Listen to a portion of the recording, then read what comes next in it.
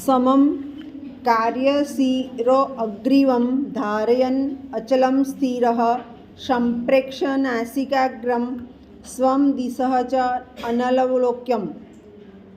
ધ્યાનની સ્થિતિ બતાવી છે. શું? તો પહેલાં તો કાયા, મસ્તક અને ડોક સીધા રાખવા પડે, ટટ્ટાર બેસવું પડે, સ્થિર બેસવું પડે અને તમારી દ્રષ્ટિ છે એ સીધી નાસિકા તરફ સીધી રાખવી પડે. ત્યારે તમે ધ્યાનની પરિસ્થિતિમાં છો. આપણે ધ્યાન નથી શીખવું, પણ એકાગ્ર બનવા માટેની પણ આ પરિસ્થિતિ છે. ક્લાસમાં ઘડીકમાં તમે ચારે બાજુ જુઓ, ઘડીકમાં નોટ લો, ઘડીકમાં ચોપડી લો, તો ભણવામાં ધ્યાન પડે નહીં. ત્યાર પછી આગળ 15મો શ્લોક. યુક્જન એવં સદા આત્મનમ યોગી નિયતમાનસઃ શાંતિમ નિર્વાણ પરામમ મત સંસ્થામ અધિગચ્છતિ. જે માણસ પોતાના મનને વશ કરે છે એ યોગી છે. કેમ કે અધ્યાય 6માં 33મો શ્લોક છે ને, એ યુનિક છે. વર્લ્ડમાં વખણાયો છે, આપણે નથી વખાણ્યો. એમાં મનની વાત કહી છે કે મન કેવું છે. ઉચ્છંખલ એટલે કુદાકુદ મારે, બેસે નહીં, એને બેસાડવું પડે, એને કંટ્રોલમાં લેવું પડે. અને જે મનને વશ કરે છે એ કેવો છે? યોગી છે. અને એ જ્યારે મનને વશ કરે છે ત્યારે એનું દરેક કામ પરમેશ્વર સાથે જોડાઈ જાય છે. અને જ્યારે પરમેશ્વર સાથે જોડાઈ જાય ત્યારે એને પરમ આનંદની પ્રાપ્તિ અને શાંતિ પ્રાપ્ત થાય છે. એટલે કહેવાનો અર્થ એ છે કે ભગવદ્ ગીતાનું એક બહુ પ્રચલિત વાક્ય છે, મનઃ એવ કારણમ. બધી જ વસ્તુનું કારણ મન છે. મોડું થયું, હાલો હાલો દોડો, મન કહે છે. વાતો કરવી છે, હાલો હાલો વાતો કરો, મન કહે છે. ભણવું છે, હાલો હાલો ભણો, મન કહે છે. મન જ બધું કહે છે ને આપણે કરતા હોઈએ છીએ. ત્યાર પછી આગળ જોઈએ 18. યદા વિનિયતમ ચિત્તમ આત્મનિ એવ અવતિષ્ઠતે નિસ્પૃહ સર્વકામેભ્યઃ યુક્તઃ ઇતિ ઉચ્યતે. જેણે પોતાના ચિત્તને વશ કર્યું છે, ચિત્ત એટલે પણ મન થયું, એ પરમાત્મામાં સ્થિર થઈ જાય છે. એટલે પરમાત્માએ આપણને જે કામ આપ્યું હોય એ કામમાં આપણે સ્થિર થઈ જઈએ છીએ. અને મોટે ભાગે કેવો થાય છે? નિસ્પૃહી. ધારો કે અત્યારે જ ક્લાસમાં બેઠા છે, ઘણાનું મન કંઈક વાતો કરો, ઘણાનું મન કંઈક ભણો, ઘણાનું મન કે બાજુવાળાને ડિસ્ટર્બ કરો. તો કામ શું છે પરમાત્માએ સોંપેલું? કે તમે ભણો.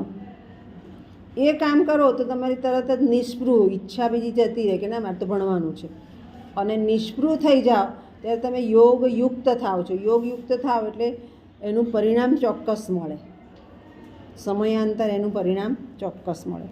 ત્યાર પછી 20મો શ્લોક.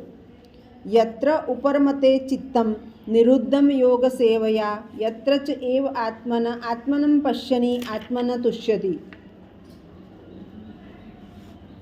જે સતત પોતાનો યોગનો અભ્યાસ કરે છે, યોગ એટલે બેસી જ જવું ને આસનો કરવા એવું નહીં, પણ મનને વશ કરવું, એટલે એ યોગી છે. યોગનો જે અભ્યાસ કરે છે એ કેવો છે? એનું મન, એનું ચિત્ત પોતે પકડી રાખેલું છે. પોતાને ખબર છે કે મારે આમ જ કરવાનું છે.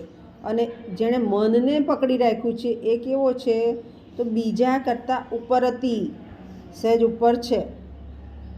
અને એ અવસ્થાને પામે એટલે એની બુદ્ધિ પણ સૂક્ષ્મ થાય કે મારે શું કરવું શું ન કરવું એની એને સમજ પડતી જાય. અને એ થાય એટલે એને પરમ આત્માની પ્રાપ્તિ અને સંતુષ્ટિ પ્રાપ્ત થાય.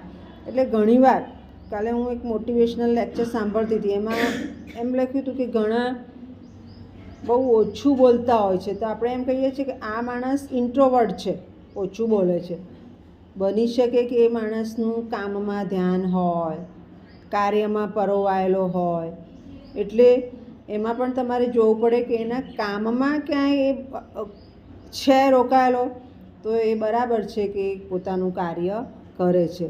અને કાર્ય કરવું હોય ત્યારે પણ એમ કે ચારે બાજુ મન રાખો તો કાર્ય થશે નહીં.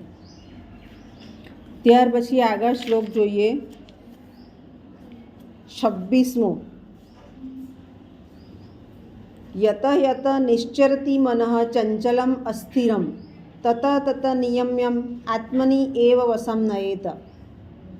મનની વાત કરી દીધી કે આ મન ચંચળ છે, સ્થિર રહેતું નથી, બીજા બધા વિષયોમાં અટવાઈ જાય છે, તો એને એ તરફથી રોકી અને મનને વશ કરવાનું છે.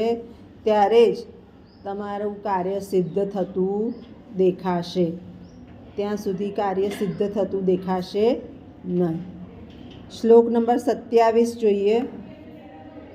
પ્રશાંત મનસમ હિ એનમ યોગિનમ સુખમ ઉત્તમમ ઉપૈતિ શાંતરજસમ બ્રહ્મભૂતમ અકલ્મષમ. સમજી લઈએ આપણે.